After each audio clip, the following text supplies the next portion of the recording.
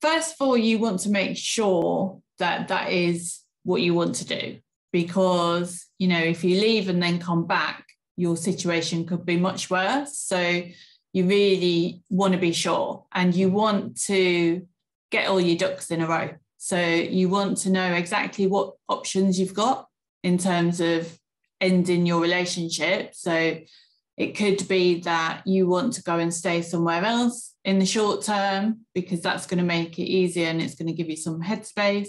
Or that might not be an option for you. You might have to still continue to live in the home with your partner, soon to be ex, while you're going through all of this. So you need to kind of figure that out and think about how you're going to manage that. So definitely get some clarity on what options you do have in terms of your housing and your finances. You know, think about the children as well, how you might manage that. And some of these things you're not going to have all of the answers to straight away. You might have to figure some of that out as you go, depending on your ex's reaction to things.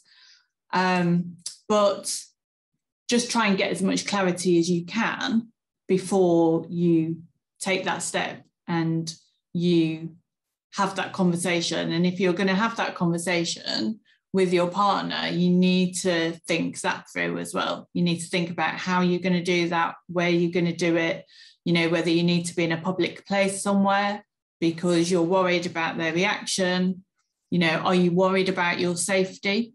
Do you need to have somebody else there with you as support and to try and diffuse things a little bit? So yeah, think about that conversation, how you're going to tell your ex, get some clarity on your options.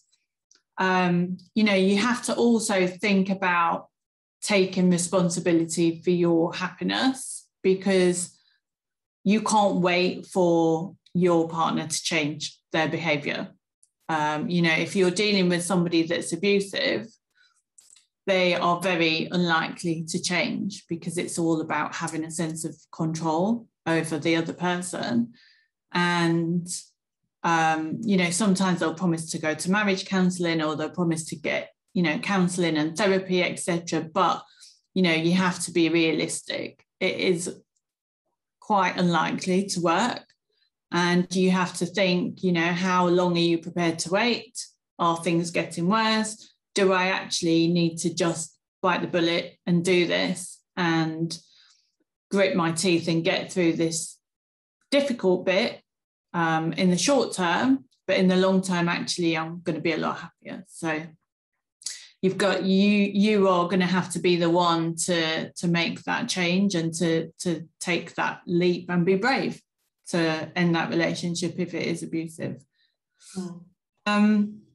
And then think about what's going to help you cope a bit better, because it is stressful. You know, it's been stressful for you while you've been living in an abusive relationship, and it's also going to be stressful afterwards. You know, ending that relationship, it's not like waving a magic wand and everything's fine again.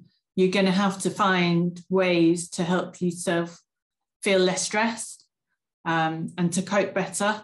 So getting a little support team around you is really vital. So friends and family, you know, legal help, financial help, maybe somebody like me, divorce coach that specialises in these types of relationships. And then you don't feel like you're on your own.